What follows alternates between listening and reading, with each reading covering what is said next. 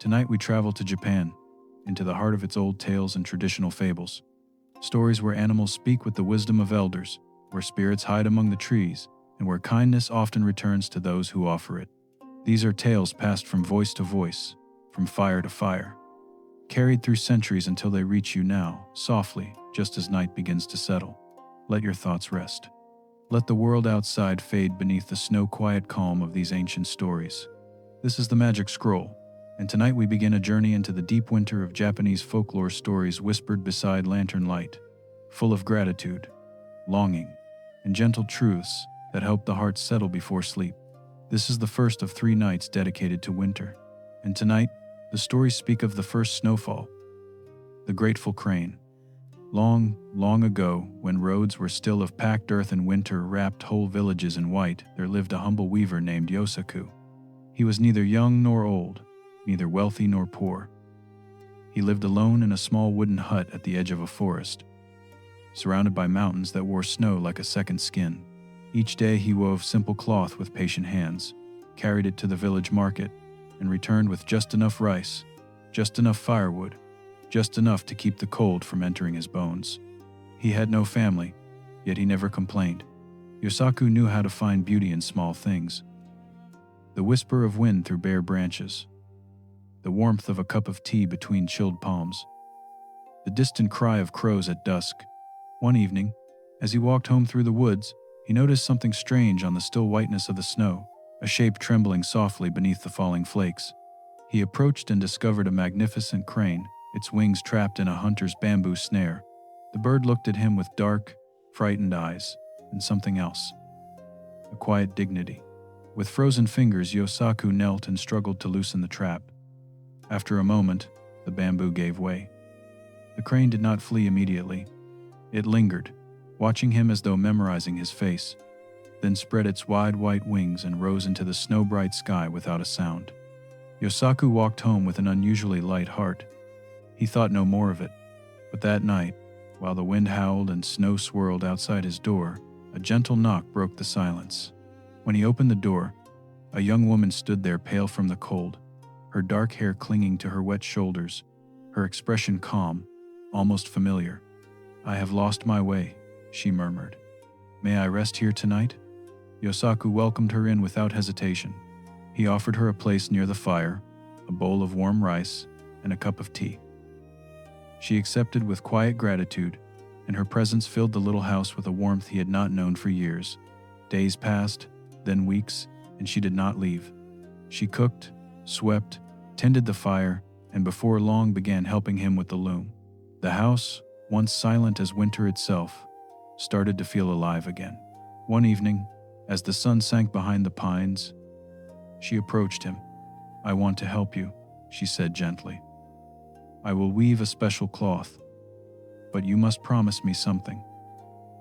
No matter what you hear, no matter what happens, you must not open the door while I'm working." Surprised, but trusting her completely, Yosaku agreed. She shut herself inside the warmest room where the loom stood. For 3 days and 3 nights, she did not come out. From outside, Yosaku heard a soft, rhythmic sound, almost like weaving done not with hands, but with wings. When she finally emerged, she carried a fabric unlike anything he had ever seen. Light as air, shimmering like moonlight on snow, white with silver undertones that glowed beneath his fingertips. "Take it to the market," she said. "It will give you enough to live comfortably for a while." And she was right. Merchants fought over the cloth.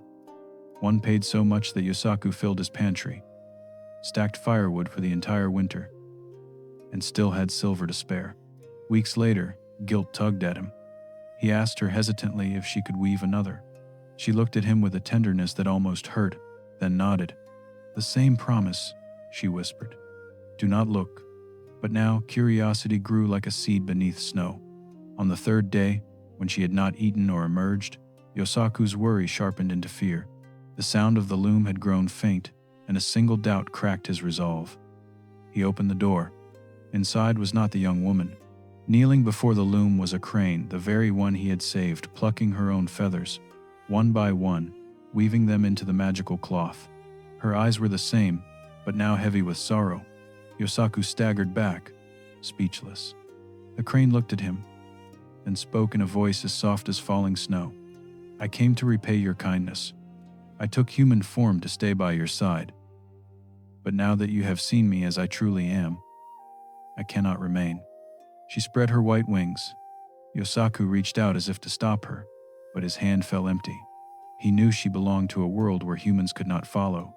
The crane rose into the sky, her silhouette cutting through the white horizon until she vanished like a dream dissolving at dawn. From that day on, Yosaku lived quietly grateful, but alone. And every winter, when snow covered the fields, he would step outside and lift his eyes to the pale sky, hoping, just once more, to glimpse the silver flash of distant wings. The Tale of Princess Kaguya. They say this story was first written more than 1,000 years ago. In the Heian period, an age when nobles wrote poetry by the glow of oil lamps, and the moon was still believed to carry the touch of the gods.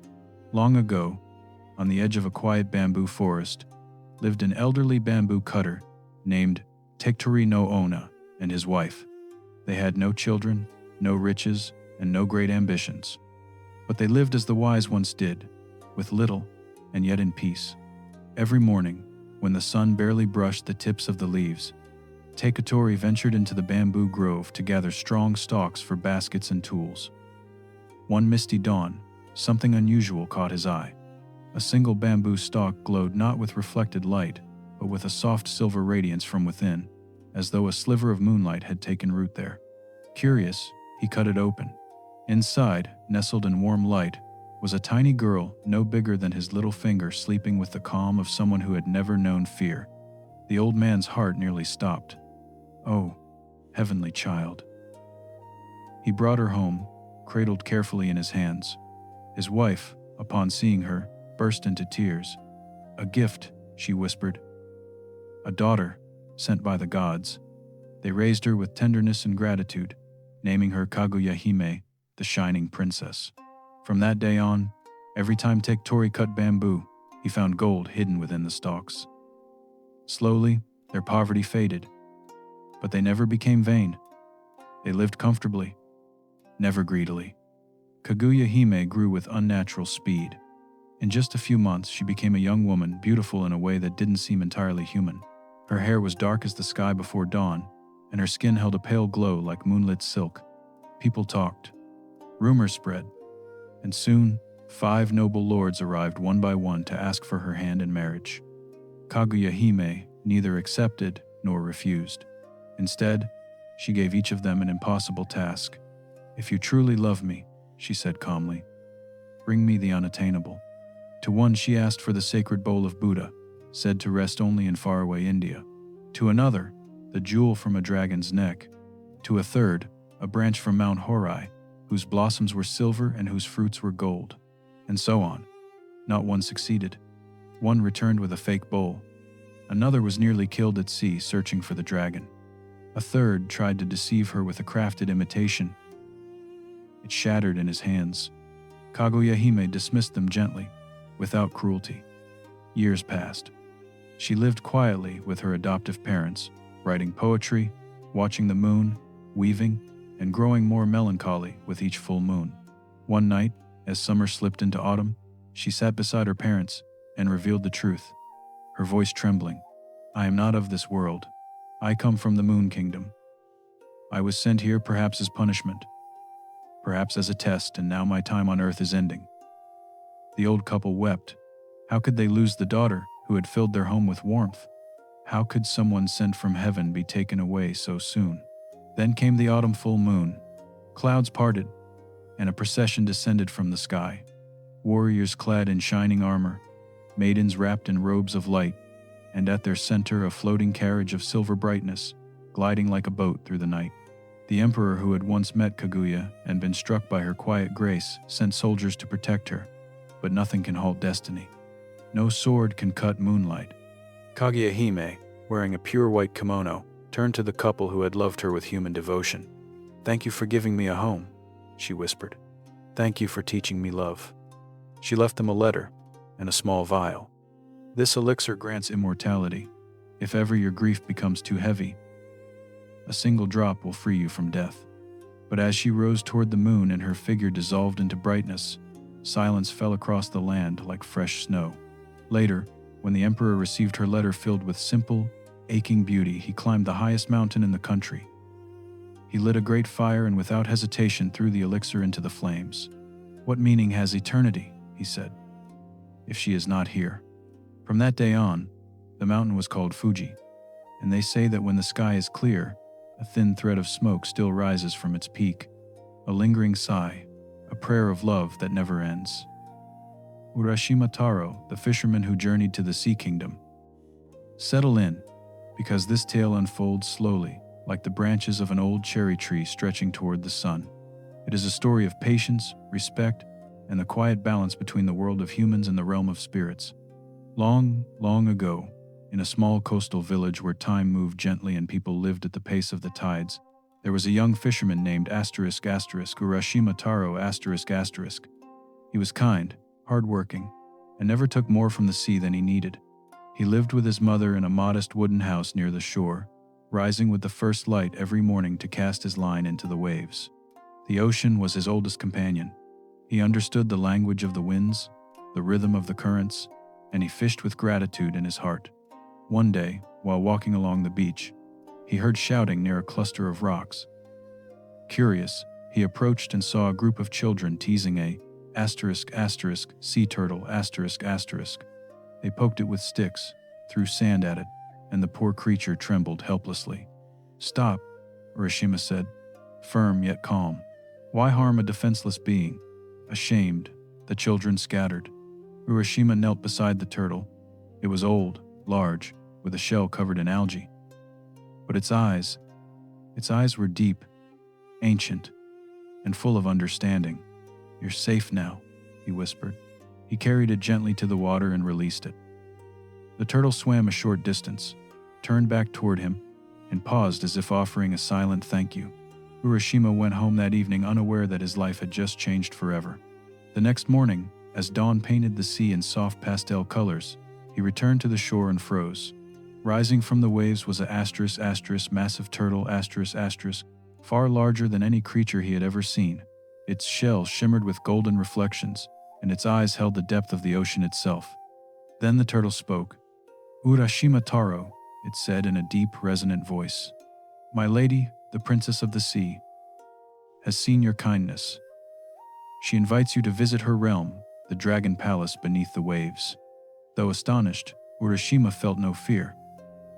Something in him knew he could trust this voice. He climbed onto the turtle's back, and they glided into the sea.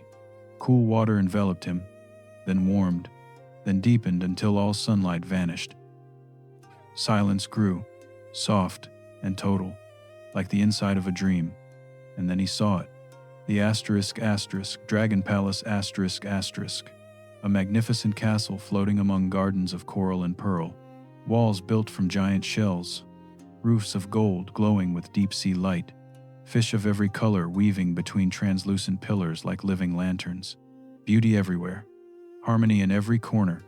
Waiting for him at the entrance was Princess Otohime, a serene figure with dark, quiet eyes and a kimono that rippled like the sea currents. "Welcome, Urashima Tarō," she said. "We have awaited you. Here, time does not exist. You may stay as long as your heart wishes." And so he stayed. Days passed like dreams. Banquets of food unknown to the human world, fruits that glowed faintly, fish that melted like morning mist, sake sweet as whale song, dances of sea maidens, music played from conch shells, gardens where crabs traced poems in the sand. He felt no hunger, no fatigue, no weight of time. Life was a gentle, endless moment. But one night, as he sat beside a pond of shimmering pearls, he saw his reflection in the water, and a hollow ache opened in his chest. "What of my mother?" he whispered. "Does she wait for me? Has she cried for me?" The thought rooted itself, persistent and painful. When he confessed his longing to Otohime, she listened in silence. "If you must go," she said softly, "I will not stop you, but take this with you." She handed him a small lacquered box. "This is the Tamati Bako ***. Promise me you will never open it." Urashima promised. The great turtle carried him back to the surface. Sunlight greeted him. Waves lapped at the shore. Gulls cried overhead. Everything looked familiar, but strangely different. The mountains had changed shape. The houses were gone. Even the old tree beside his home had crumbled to dust. He walked into the village and asked for his mother, for his home, for anyone who remembered his name, but people only stared at him, confused, until an elderly man approached slowly. Urashima Tarō. That name appears in an old tale, he said. A fisherman who vanished into the sea 300 years ago. The world tilted beneath Urashima's feet. Everything he had ever known, everyone he had ever loved was gone. Overwhelmed by grief, he forgot his promise. He opened the box. A thick, white mist escaped instantly. Time, 3 centuries of it, rushed back into his body in a single breath. His hair turned white. His back bent. His skin aged in seconds. The gulls fled. The air grew heavy. And then Urashima Tarō crumbled into the sea breeze like a sigh returning to the water. Some say the box still lies buried beneath a stone near the shore. And if you listen closely on a summer afternoon when the tide is low, you can hear a faint voice speaking to the waves. A voice that remembers, and one that never stopped waiting. The man who planted flowers along the path. Tonight I'll tell you a quieter fable less known, but deeply cherished by those who listen with an open heart. It is a story about humility, gratitude, and how the simplest acts of kindness can awaken miracles hidden in the ordinary world. In a small mountain village where winters were long and the houses whispered to each other through the morning mist, there lived an elderly man with gentle eyes and hands shaped by time. His name was Saburo***, and he shared a modest life with his wife. They had no luxuries, no children, no wealth, but they had warm mornings, shared tea, and peaceful days that stitched themselves into a soft, quiet happiness. Every dawn, before the rooster crowed, Saburo rose, lit the fire, and stepped outside to tend his little garden. His wife brewed green tea with puffed rice, and they ate breakfast together facing the sunrise that climbed slowly over the bamboo forest. One morning, while sweeping the dirt path in front of his house, Saburo heard something, a soft, trembling whimper from inside the bushes. He approached carefully. Curled beside a cluster of stones was a ***, tiny white puppy ***. Its ears drooped, its fur was dusty, and its wide, dark eyes were full of a silent fear, the kind found in someone who has already suffered too much. Saburo didn't speak. He simply opened his old kimono and wrapped the puppy inside, carrying him home. His wife warmed broth with rice, drying the little creature by the fire while stroking its head with gentle fingers. "We'll call him Shiro***, she said softly. White, like the snow that will arrive soon. Shiro quickly became part of their life. He slept at the foot of their futon, followed Saburo to the garden, and trotted beside him on slow walks to the village marketplace. But there was something different about this puppy, something almost luminous in the way he watched the world, as if he listened more with his heart than with his ears. One late summer afternoon, Saburo was digging the soil to plant radishes. The sun drifted low over the rice fields. Suddenly Shiro barked, not playfully, and not in fear, but with urgency. He began pawing frantically at a particular spot in the garden. "What have you found, Shiro?" Saburo asked, kneeling down. He dug with his hands, and there beneath roots and damp earth he uncovered an old wooden box. When he opened it, a warm glow spilled out. Inside were gold coins, stacked neatly beside small jade ornaments. His wife, upon seeing them, did not think of jewels or wealth. She thought of warm shelter, of enough rice for winter, of never going hungry again. Saburo and his wife both knew, without speaking, that this treasure was a gift, and that the heart behind it was Shiro's. But good fortune rarely stays secret. Their neighbor, a bitter man whose wrinkles came not from age but from resentment, peered through the fence and saw everything. That night he stormed into Saburo's home. "Lend me your dog," he demanded. "Just for a day." Saburo, kind as always, agreed. Not out of naivety, but because he didn't know how to refuse. Shiro never came back. Days passed. Saburo searched every path, calling Shiro's name, his voice cracking a little more each day. Then one morning he walked past the neighbor's house. The man was digging furiously in his own garden, covered in dirt, cursing wildly. Beside him was a small mound of freshly turned earth and an empty box.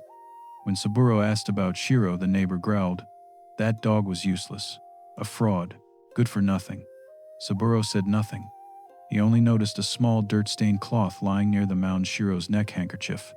He picked it up quietly and walked home. That night Saburo dreamed. Shiro stood before him bright as moonlight, tail swaying gently. "Dig beneath the cherry tree, master," said a voice like soft wind. Saburo awoke immediately and went outside. Under the old cherry tree he dug and found not treasure, but an *** box of ashes ***.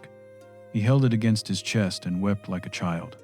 That afternoon, he took a handful of Shiro's ashes and sprinkled them along the path leading to the village. He planted a few seeds. Then he sat in silence.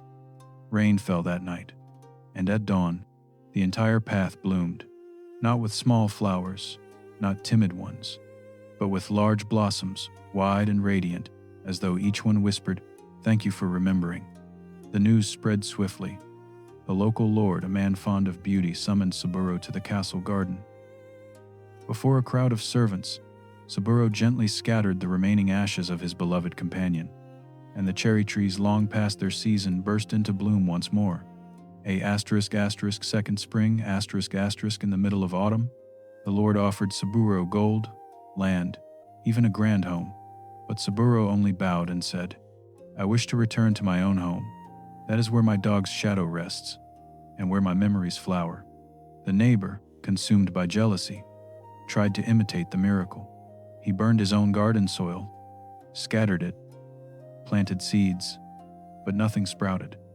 Only smoke, only silence, and from that time on, people in that region say that those who give without expecting, who care without demanding, who love with simplicity, they leave flowers behind them, even if they never see them bloom. Momotarō, the Peach Boy.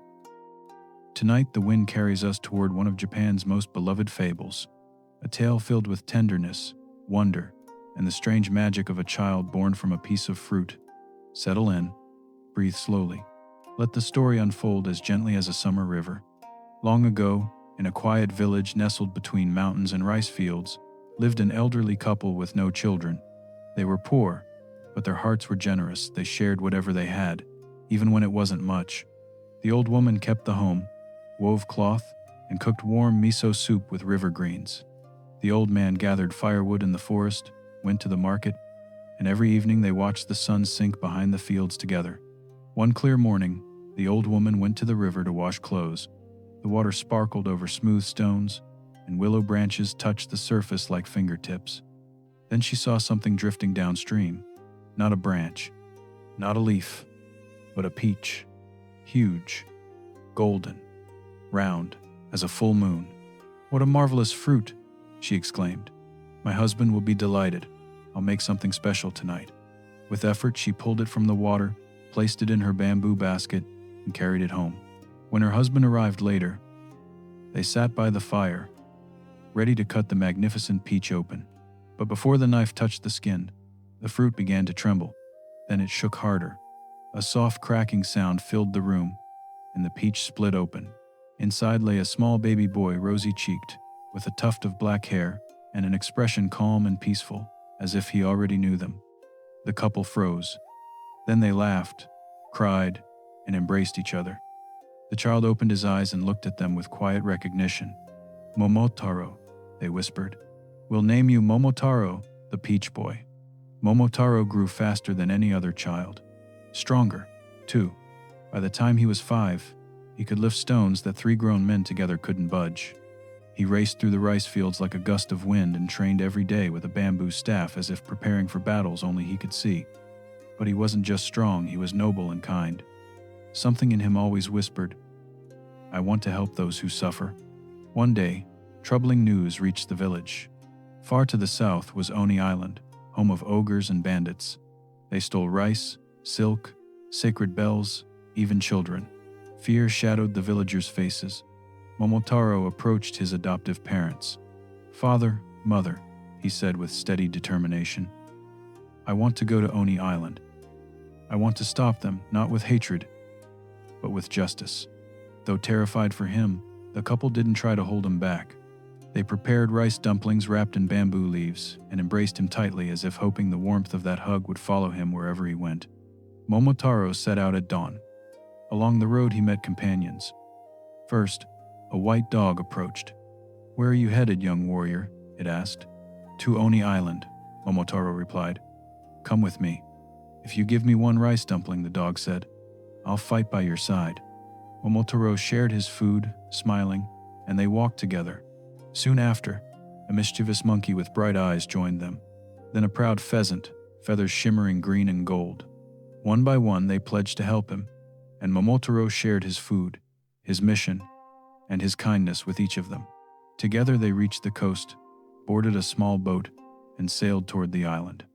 Oni Island was surrounded by jagged rocks and twisted trees. The air smelled of sulfur, and the sky darkened as they approached. But neither the dog nor the monkey nor the pheasant faltered because they walked beside Momotarō. And though Momotarō felt fear, he refused to let it rule him. The battle was fierce. The Oni were powerful but clumsy. The monkey was quick, the dog fearless, and the pheasant soared above, striking from the sky. Momotarō fought with justice, not anger. At last, the leader of the Oni, a towering figure with red skin and blazing eyes, fell to his knees.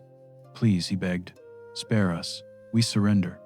Return everything you stole," Momotarō said, "and never again harm the innocent."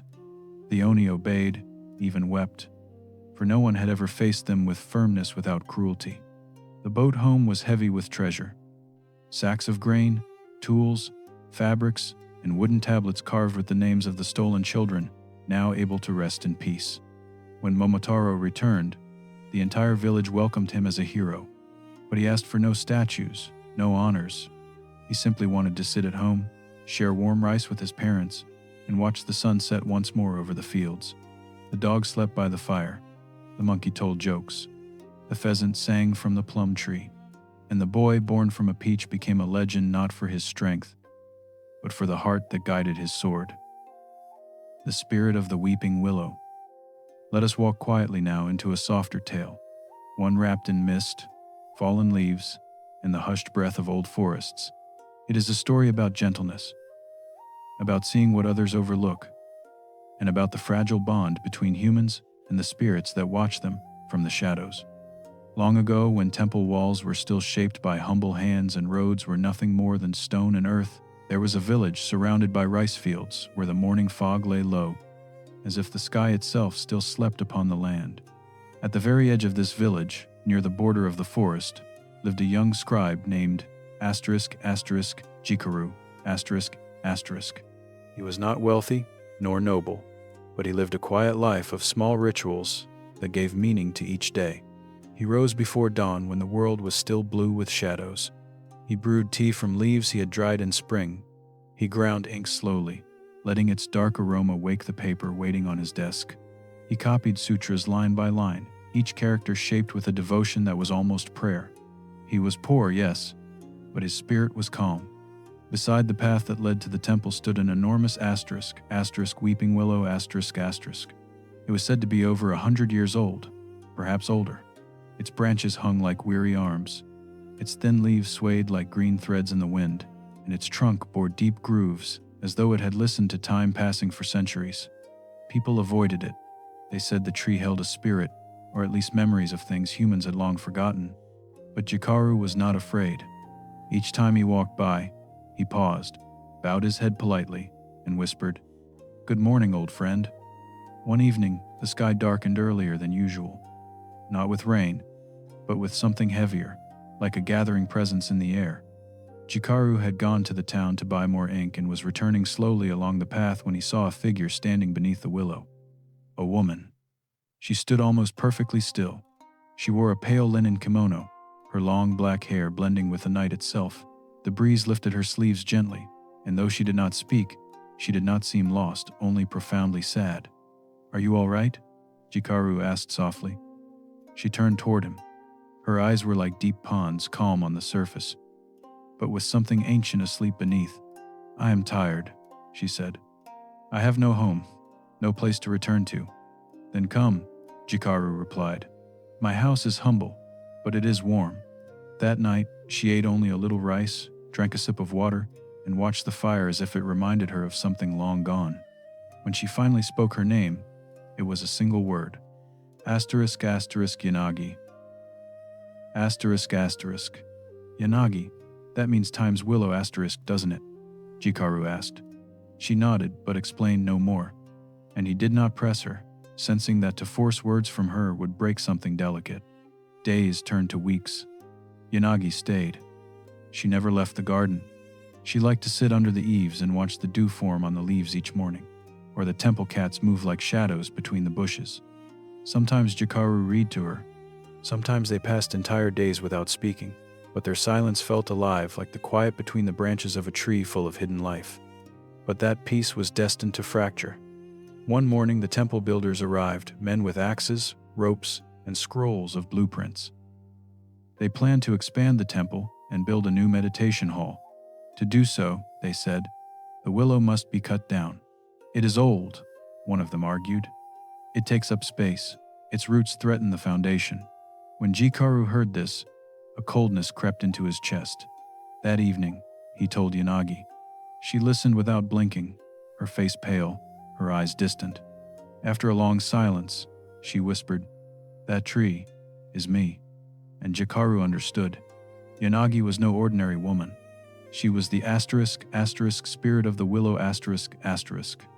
A small, ancient kami who had watched over humans through wars, famines, births, and prayers. For centuries she had stood there, unseen and forgotten, until Jikaru bowed to her with kindness. Why did you take human form?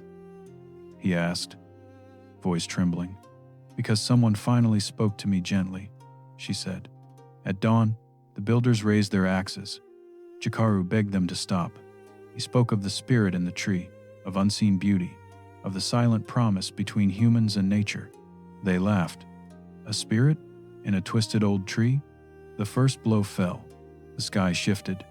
A heavy wind swept through the temple grounds. The willow branches stirred as if waking from 1,000-year sleep. And then, in a beam of soft, descending light, a figure rose above the roots. Yanagi. Her pale kimono floated around her. Her eyes were full of an ancient, sorrowful grace. Thank you, Jikaru whispered through tears. Thank you for letting me see you. And she vanished, like steam rising from a cup of tea as it cools. From that day on, no one dared touch the tree again. Every spring, its leaves grew greener than any other tree in the village. Every night, Jikaru left a cup of water and a bowl of rice at its roots, until the end of his days. And they say that when the wind blows at twilight, the willow's branches still whisper her name. The snow woman Yuki-Onna. Let me take you now into a winter landscape, the kind where the wind moves in whispers, where snow hides secrets older than memory, and where the line between the human world and the spirit realm grows thin beneath the moon. This is the tale of the Snow Woman, a legend carved from cold, silence, and the soft ache of loneliness. Long ago, in a mountainous region of northern Japan where winters lasted longer than the heart could hold and snow fell as though determined to bury the world in quiet, there lived a young woodcutter named Minokichi. He lived with his father, Mosaku, an aging man whose bones cracked like dry branches whenever they climbed the forest paths in search of firewood. Their home was a humble wooden hut beside a dense forest where ancient trees stood like silent guardians. Each winter, snow covered everything, roofs, roads, even unspoken words. And with the snow came stories, whispered by firelight, shaped by the cold. One especially bitter night, father and son were caught by a storm high in the woods. Snow fell so thick they could no longer see the path. Trees groaned under their own icy weight. Desperate for shelter, they stumbled upon an abandoned hut, small, low-roofed, made from thick logs darkened by age. They huddled inside, wrapping themselves in damp cloaks and trying to sleep until morning would hopefully bring mercy. But at midnight, Minokichi awoke, not from the wind, not from the cold outside, but from a strange chill that seemed to bloom inside him, like frost forming on the heart. He opened his eyes. A figure stood by the open door, tall, slender, wrapped in a white kimono untouched by snow. Her skin glowed pale as moonlight reflected on frozen lakes. Her hair floated weightlessly, like strands of the night sky. Her eyes were not human. She was Yuki-Onna, the snow woman, an ancient spirit who wandered winters, not out of hatred, but out of a sorrow that had no end. Minokichi couldn't move, couldn't breathe. The air around him crystallized, sharp and silent. The spirit leaned over his sleeping father and breathed a soft, icy mist over him. Mozaku did not wake. He simply stilled, peacefully, forever. Then she turned to Minokichi. Her lips hardly moved as she whispered, "You are young, and there is kindness in your eyes. For reasons I cannot say, I will not take you tonight." She leaned closer. Her breath brushed his skin like falling frost. "But if you ever speak of what you saw, I will return." And with that, she vanished into the storm. At dawn, Minokichi awoke to a clear sky, and his father frozen beside him. No one believed his story, and Minokichi never spoke of it again. Years passed. Minokichi became a quiet, strong young man. One day he met a woman of serene beauty named Yuki. Her eyes were dark and gentle, her skin pale, her voice soft as snowfall. They fell in love.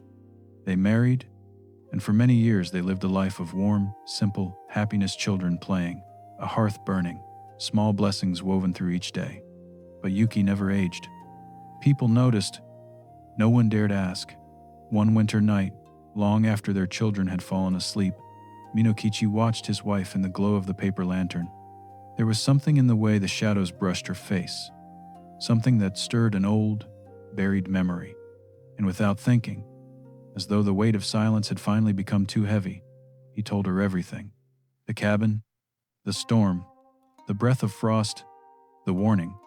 Yuki turned toward him, and in that moment, she no longer looked like his wife. Her gaze became distant, ancient, filled with a sadness deeper than winter itself. "I warned you not to speak," she said quietly, "but we have shared a life. You were good to me. And our children? They are mine as well." She closed her eyes for a moment. "I cannot stay any longer, but for their sake, I will let you live." And then she dissolved, fading into cold mist, disappearing the way steam vanishes when it meets winter air. They say that each winter, when snow falls silently on the roof of that house, the children dream of a woman dressed in white who tucks them in with hands like cool silk. And each night, Minokichi leaves a lantern lit by the window, just in case she ever returns. The Fox's Wedding. Let us keep walking through these old Japanese paths, places where stories do not need to be sought, because they find you the moment the wind changes. This tale comes from the heart of rural Japan, where rice mills turn patiently with the seasons, and where foxes are far more than foxes. Long ago, before clocks counted the hours and time was measured instead by cicadas, cherry blossoms, and rain, people believed that kitsune, the fox spirits, lived among them. Not ordinary animals, but beings who could take human shape, beautiful women, wandering monks, wise old men, creatures of mischief, mystery, and fate. In a village surrounded by rice fields lived a young farmer named Jintaro. He had been orphaned as a child and inherited a small house and modest fields, which he tended with quiet discipline. His life was simple: work at dawn, rest at dusk, and a stillness in between that matched the rhythm of the countryside. But Jintaro had a curious soul. Every evening he walked into the forest, listening to the wind whisper between the trees, watching clouds drift like slow stories across the sky. One such afternoon, just after a rainfall, sunlight broke timidly through the wet leaves, and Jintaro saw something strange. On a small hill where droplets hung in the air like tiny beads of glass, a silent procession moved between the trees. White umbrellas, ancient kimonos, tall, elegant figures gliding as though untouched by gravity. At the front walked a woman, tall, serene, her eyes fixed far ahead, her kimono so white it looked woven from light itself. It was a wedding procession, but there was no laughter, no music, only the sigh of evaporating rain and a soft wind humming secrets through the branches. Jintaro hid behind the bushes. He knew exactly what he was seeing. A kitsune wedding, a sacred moment humans rarely witnessed. Only the pure of heart, and only if they made no sound at all. But Jintaro stepped. Just one step, and a branch snapped beneath his foot. So soft, so small, yet the entire procession stopped. Every face turned toward him, and in the very next heartbeat, the whole vision disappeared as though it had never existed. That night, Jintaro could not sleep. Something in the woman's eyes had followed him home, something hauntingly familiar. Just before dawn, someone knocked gently on his door. It was her, the woman from the procession, her wedding clothes gone, replaced by simple robes, her hair loose, her expression calm. "My name is Tsukiko," she said, "and I can no longer return to where I came from." Jintaro asked no more. He simply stepped aside and let her in. From that day on, they lived together. Tsukiko was a quiet, graceful wife. She cooked, tended the garden, and seemed to know things no ordinary woman could: how to soothe a fever with herbs from the forest, how to summon rain when the fields were thirsty, how to chase away boars from the crops with a whisper instead of a shout. Jintaro loved her with a devotion deeper than words, and though he sensed she was not entirely human, he never tried to force the truth from her. Years passed. They had a child, a bright little boy whose smile lit the house like sunlight. But every now and then, in the way Tsukiko closed her eyes to listen to the wind, or in the way she looked at shadows crossing the fields, Jintaro remembered that rainy afternoon. One day, while cleaning the storage room together, the child discovered a small box hidden under the floorboards.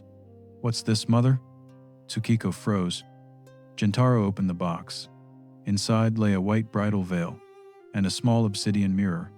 In that instant, Tsukiko's face changed. Her eyes widened, ancient, gleaming, and from behind her, a soft white tail unfurled like a wisp of smoke. "You have seen," she whispered, "and seeing breaks the spell." Jintaro fell to his knees. "I don't care what you are. You are my wife. You are the mother of our child." Her expression softened. Her eyes were no longer human, but her voice was still warm as a summer night. "I know, and for that, I will return to you."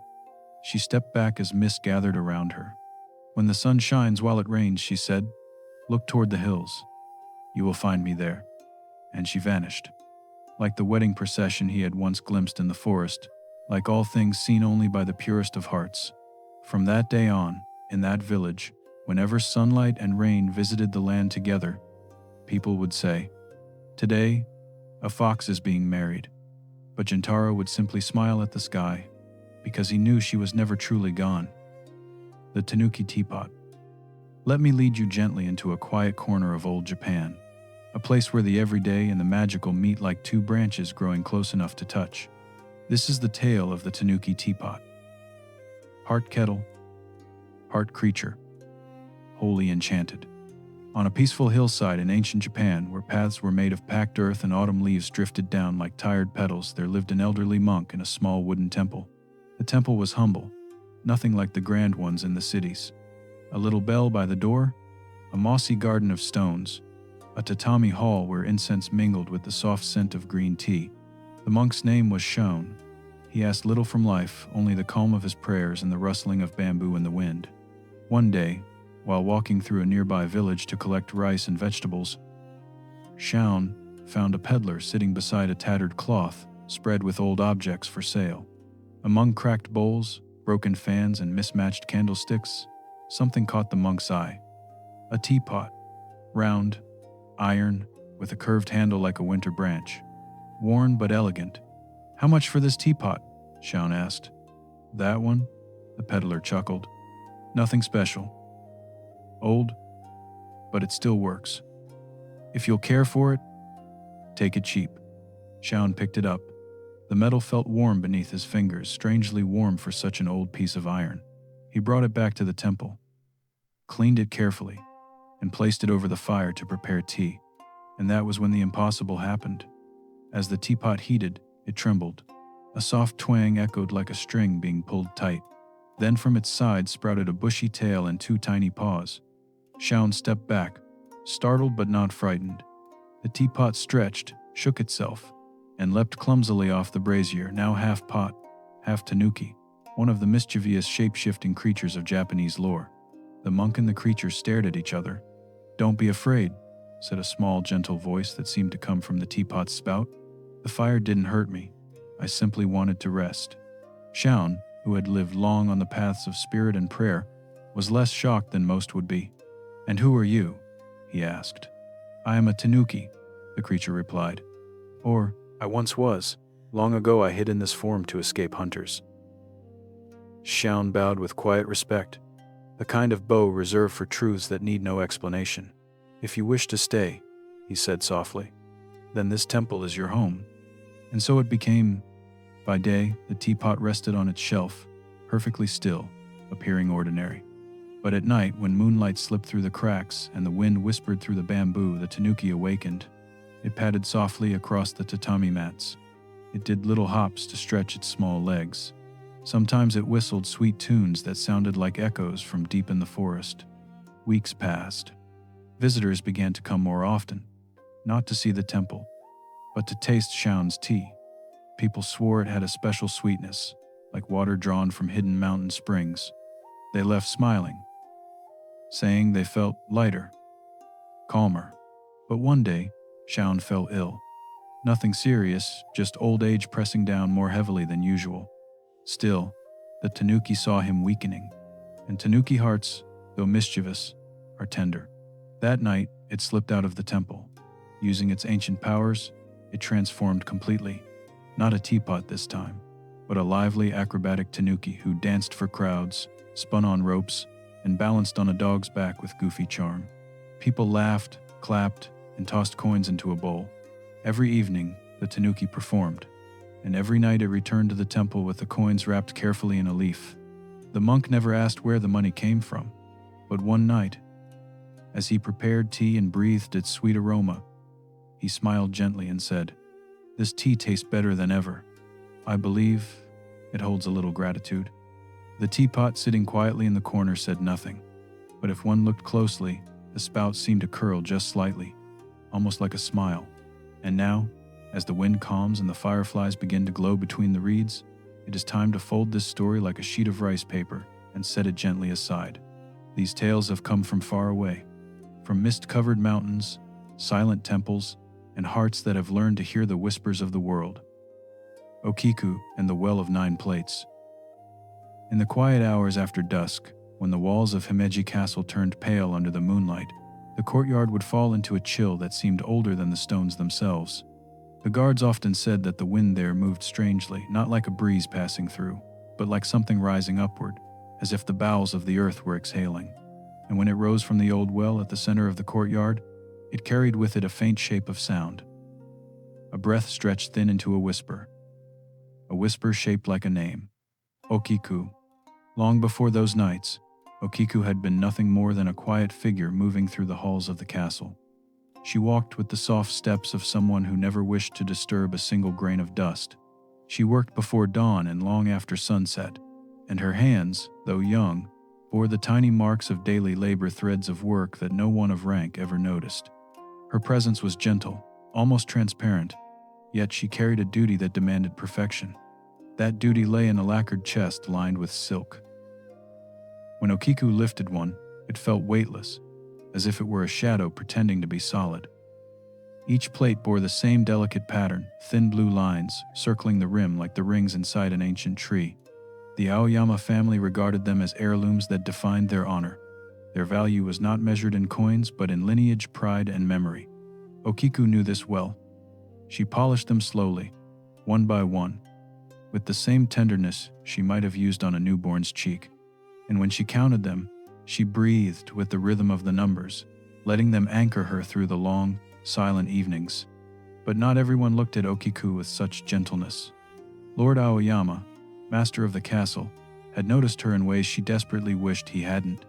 His gaze followed her like a shadow across the floor, and when he spoke to her, his voice felt like a hand gripping her arm even when he stood across the room. His desire wasn't warm, it was hunger sharpened into cruelty. When Okiku continually refused his advances, the Lord's pride turned bitter.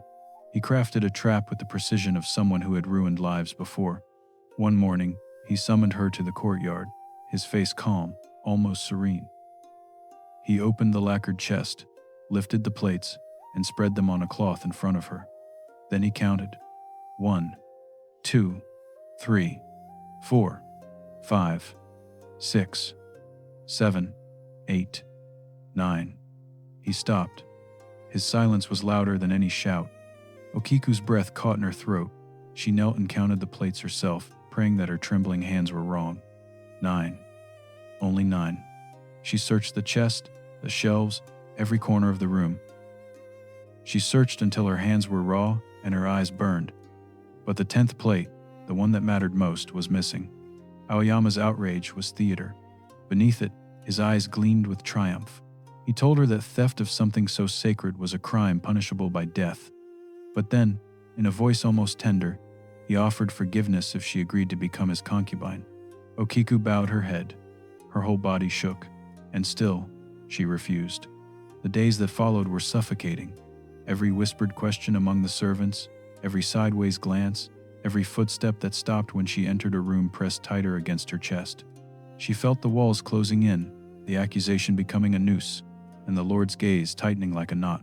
On the evening it happened. The sky was strangely quiet. The cicadas had fallen silent, as if nature itself were holding its breath. Aoyama confronted her in the courtyard, where the moonlight laid cold, white stones at their feet. His voice was low, each word a stone dropping into her stomach. He demanded her obedience one last time, and again she refused. Aoyama's face twisted. He seized her wrist, dragging her toward the old well. Okiku struggled, but her cries vanished into the stone walls around them. She pleaded, but the courtyard had no mercy to give.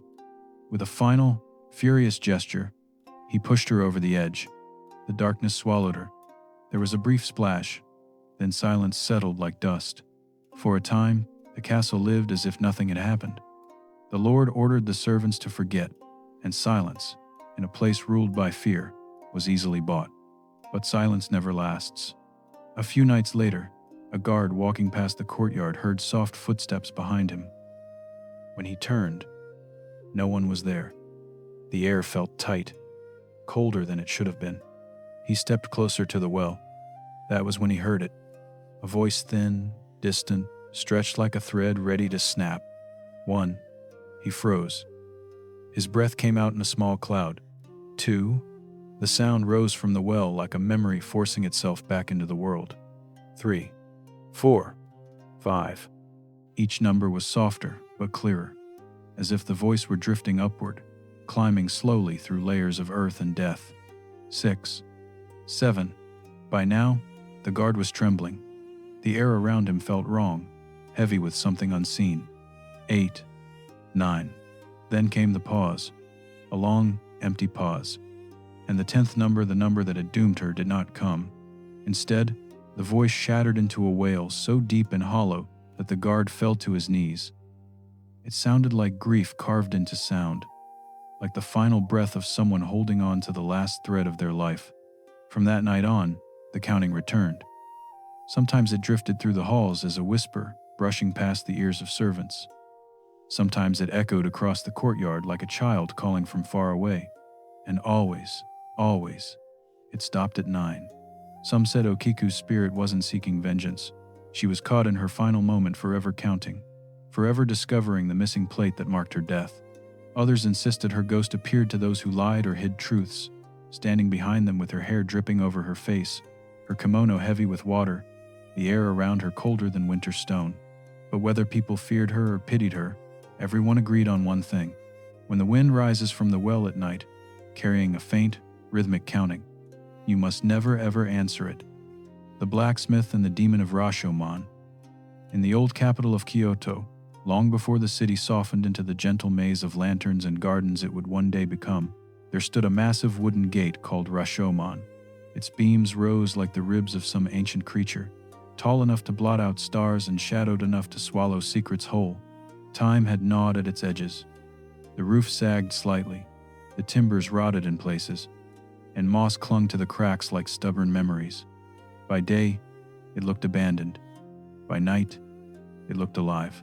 Travelers avoided it after sunset. Even the bravest messengers hurried their horses to pass it before the sky turned black. Some claimed that, if you stood too close, you could hear something breathing beneath the beams, a slow, deliberate sound, like a beast, half asleep. Others swore they had seen pale hands dragging bodies into the darkness below, disappearing into the hollow spaces where the gate met the earth. No one lingered long enough to confirm the stories. Rashōmon demanded space. and fear gave it willingly. But one young man refused to turn away. Katsushige, a blacksmith barely past his apprenticeship, had spent his life shaping metal with fire and resolve.